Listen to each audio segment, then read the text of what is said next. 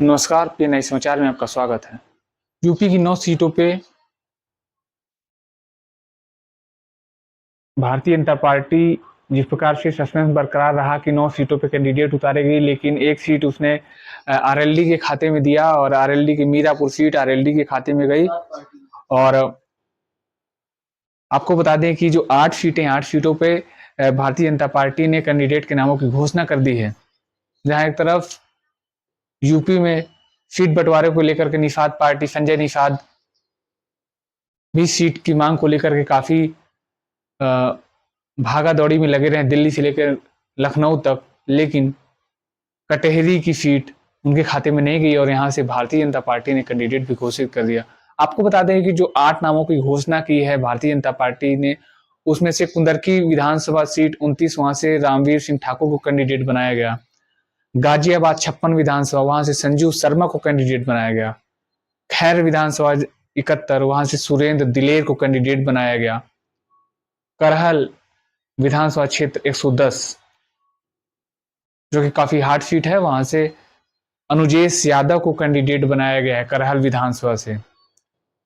और फूलपुर 256 विधानसभा, वहां से दीपक पटेल को कैंडिडेट बनाया गया है।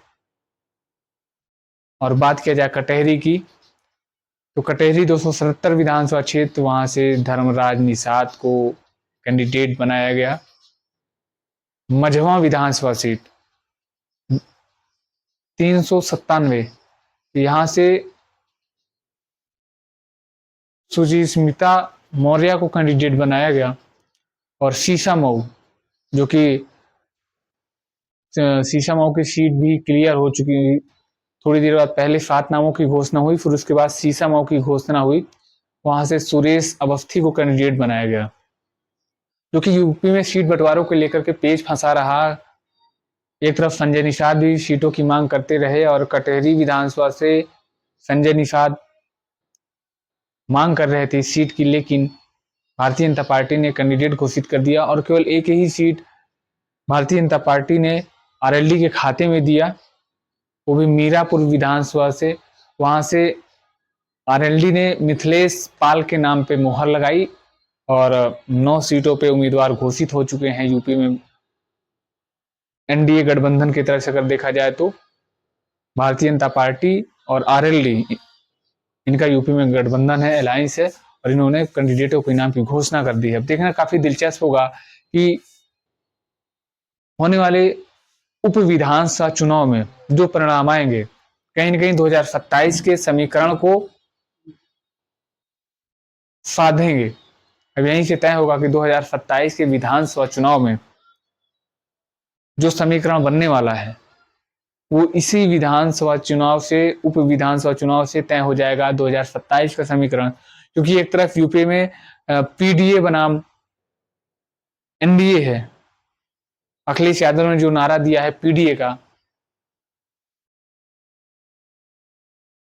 अब पीडीए से कैसे मुकाबला कर पाती है भारतीय जनता पार्टी, देखना काफी दिलचस्प होगा। क्योंकि 2024 के लोकसभा चुनाव में भारतीय जनता पार्टी को बड़ा झटका लगा यूपी से, और कहीं न कहीं अखिलेश यादव देश की तीसरी सबसे बड़ी पार्टी बन करके उभरे लोकसभा के चुनाव में।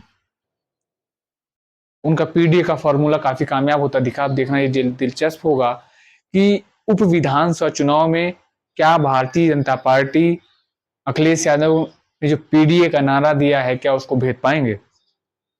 आप अपनी राय हमें कमेंट बॉक्स में दे सकते हैं। हालांकि आगे के अपडेट के लिए बने रहेगा पीएनआई समाचार के साथ।